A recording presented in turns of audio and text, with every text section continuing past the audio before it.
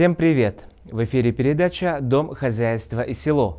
В нашей передаче вы сможете получить исчерпывающую информацию о ведении хозяйства, разведении скота и программах, ориентированных на развитие сельского хозяйства. Наша передача посвящена всем, кто заинтересован в создании собственного подсобного или фермерского хозяйства. Всем, кто добился успеха в этом деле и готов поделиться своим опытом. Передача «Дом, хозяйство и село» предлагает самый доступный на сегодняшний день способ обратиться за помощью в Азиатский кредитный фонд, где не только выделят средства, но и помогут в разработке оптимального бизнес-проекта. В Азиатском кредитном фонде работают люди, имеющие большой опыт. Они с удовольствием делятся своими секретами и мастерством, предлагают точные расчеты. Вирусные и респираторные заболевания в сельском хозяйстве наносят ощутимый экономический ущерб и большие затруднения. Самое распространенное заболевание, которое встречается в скотоводстве, это бешенство. Бешенство представляет собой острую инфекционную болезнь, вызываемую фильтрующимся вирусом. Вирус бешенства попадает в рану с зараженной слюной и по нервным путям достигает мозга. Инкубационный период бешенства продолжается от 30 дней до 8 лет. Болезнь сопровождается поражением центральной нервной системы и обычно оканчивается смертью. Бешенство опасно и для людей, которые могут заражаться этой болезнью от животных.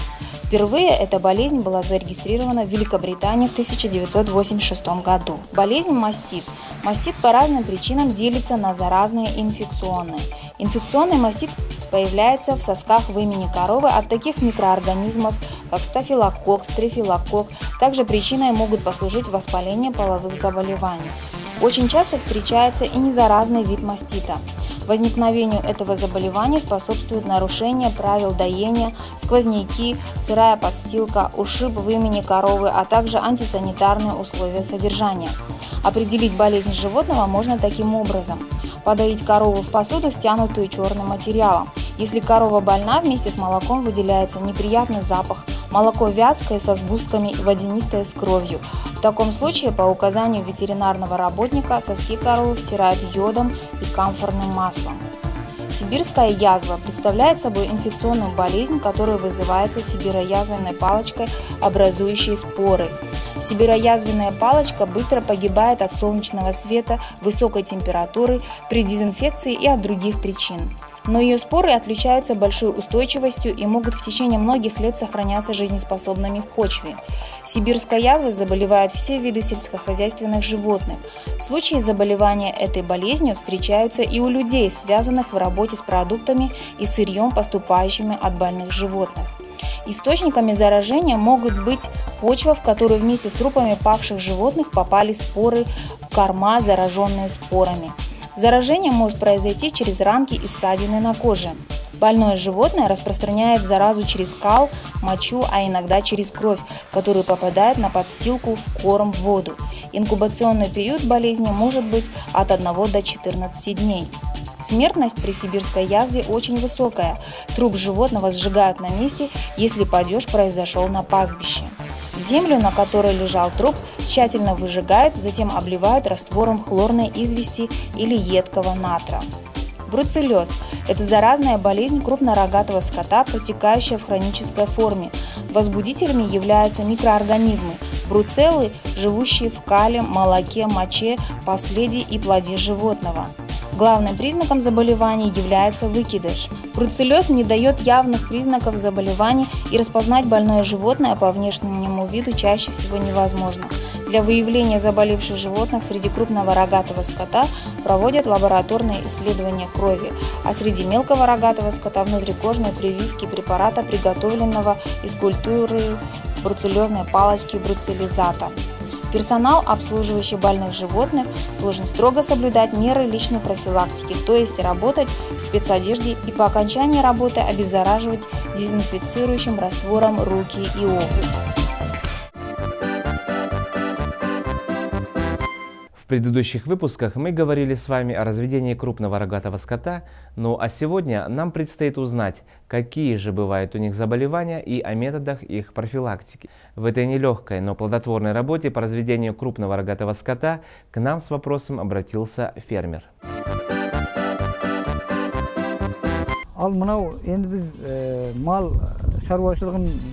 Любое животное иногда болеет. А как можно вовремя определить, что оно заболело? Какие симптомы опасных болезней могут быть у крупного рогатого скота? Что я могу сделать при этих случаях?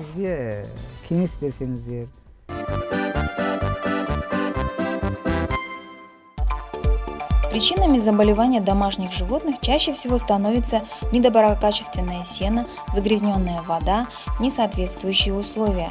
Для информации предотвращения этих заболеваний имеются соответствующие литературы как для скотоводов, так и для ветеринаров.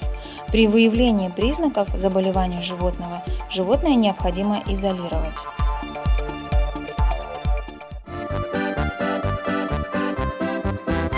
Малды алған кезде әр шаруа қожалық құрамының алдында Покупая домашних животных, желательно проверить все необходимые документы.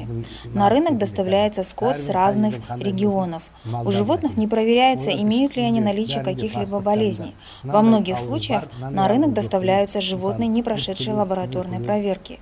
И это является первопричиной заболеваний скота.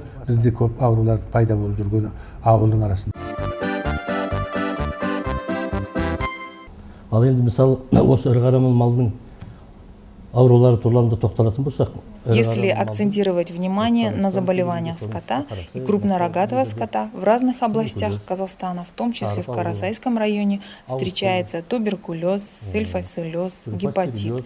Причины этих заболеваний могут быть разные. Нет подотчетности животных, несоответствие условий санитарным требованиям. Все это приводит к снижению иммунитета и заболевания скота. Жылдың, мысалы, қыстың, күздік кездерінде осындай ауруларға душар болуы мүмкін. Обязанности ветеринарного врача заранее предотвратить заболевания, такие как консультации по уходу за животными, осмотр и лечение в случае необходимости.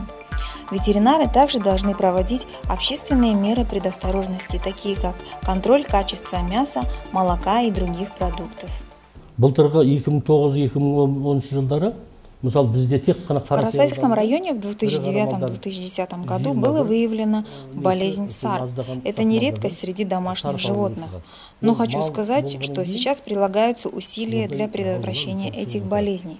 Государство финансирует и обеспечивает всеми необходимыми медицинскими препаратами. Проводятся вакцинации в регионах. Нами созданная комиссия проверила базу всех лицензированных врачей-ветеринаров и убедилась, что все базы по хранению медицинских препаратов и по их применению соответствуют нормативным требованиям. Все это контролируется, учитывается. К примеру, в осенне-весенние периоды проводятся профилактические работы. 2 раза в год берется кровь с животных.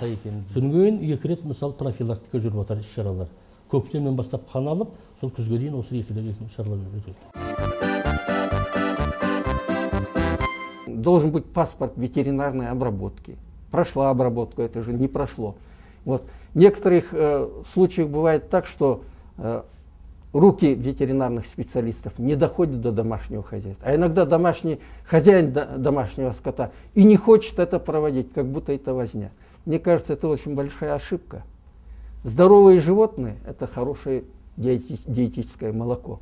Поэтому необходимо всегда соблюдать правила профилактики болезней этих животных, проходить ветеринарную вакцинацию от тех болезней, которые у нас в республике, как говорится, значатся в списках.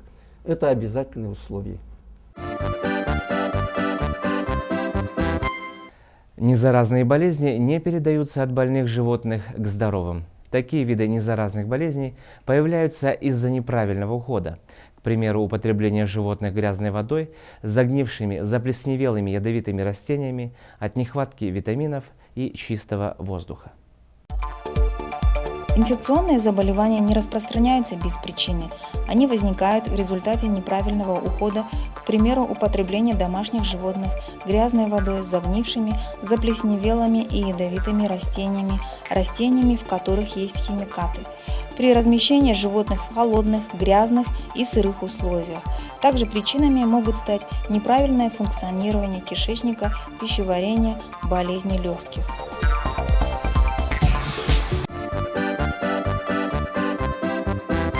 Также причинами могут стать неправильное функционирование кишечника, пищеварения, болезни легких.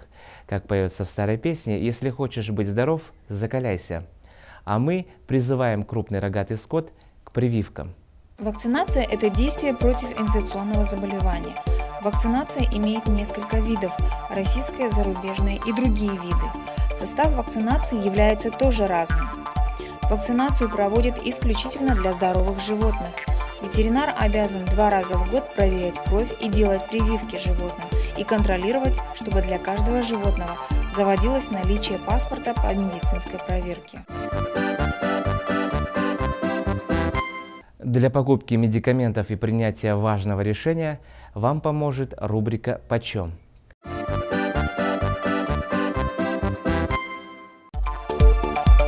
Здоровая крепкая буренка – мечта каждого фермера, потому что именно такая корова будет приносить доход. Давайте посчитаем и подведем итог, сколько же будет стоить здоровье буренки в год. Поскольку в Казахстане вакцинация сельскохозяйственных животных проводится бесплатно, основные затраты уйдут на лечение животного – это приобретение медикаментов и оплата услуг ветеринара. В среднем за месяц обходится это все около 10 тысяч тенге.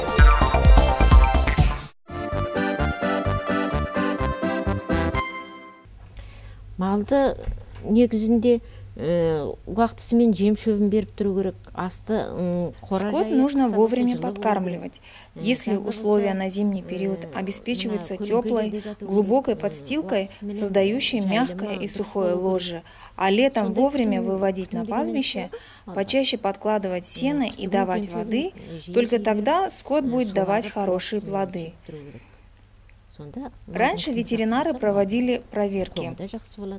Они и сейчас это делают. Обязанность ветеринаров проводить проверки, болеет скот или нет.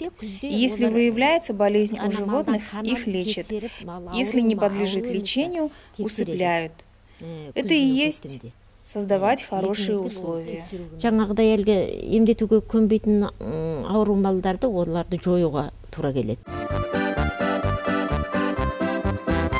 Азиатский кредитный фонд и передача «Дом, хозяйство и село» – это ваш путеводитель и помощник в том, чтобы вы были информированы и достаток в вашем доме приумножался. До новых встреч, дорогие друзья!